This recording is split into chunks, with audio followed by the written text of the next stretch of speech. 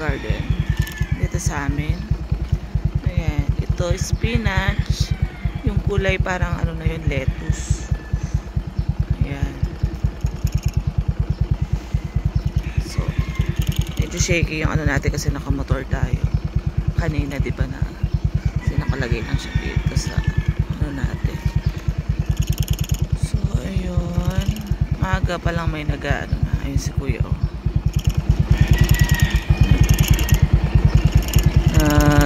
Ano na siya, nagdidilig, diba? Kailangan pag ganyan maaga ka kumain talaga kasi sasakit yung tiyan mo. Di yung sikmura mo sa ano, sa gutom kasi nga ayan, kasi nga tubig agad yung ano mo, tas wala pang stepping yan si kuya.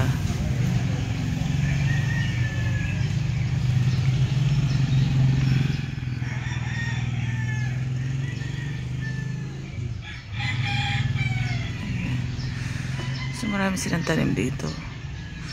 So pupunta tayo banda doon.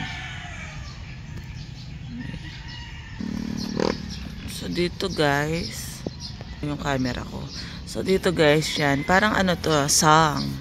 Yung maliliit, ano ba yun? Parang spring onion kaso yung maliliit.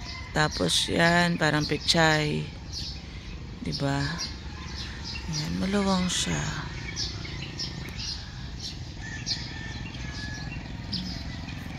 Maluwang yung ano dito. Tapos alam ko banda doon. Yun. Yan, yung mga yan. Mga basil yan. Basil. Tara, tignan natin guys. So ayan. Kanina medyo malaki na yung ano, pechay. Ito medyo parang bago-bago lang. Tapos yan, yung spring onions nga. Andun po, ang dami. Ang dami nag-ano. Saludo po kami sa inyo kuya. Ang galing nyo. Ang sisipag nyo. Kung hindi dahil sa inyo, wala kaming gulay. Ganon. Tapos, ayan yung basil. Yung sinasabi ko kanina guys. Ang mahal ng basil, lalo na sa mga ano, supermarket talaga na ano. Tapos, ilang piraso lang siya. Napakamahal niya. Sa bagay, okay lang yan. Pinagpaguran niya ng mga ano dito, trabador. Ang sisipag nila kuya. Diba?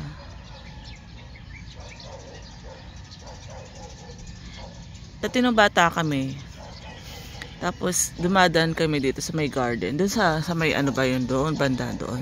Paglabas mo kasi ng school, merong garden. Tapos nakikipaglinis kami ng mga ganyan. Tawag kasi dito sa mga ganito, plat. Tapos naglilinis kami. Natanggal namin yung mga ano, yung mga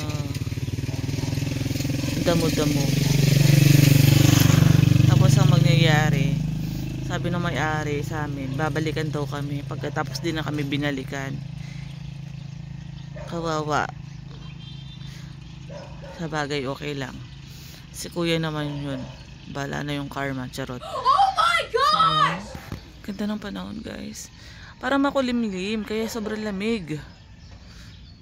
Ang lamig ng panahon.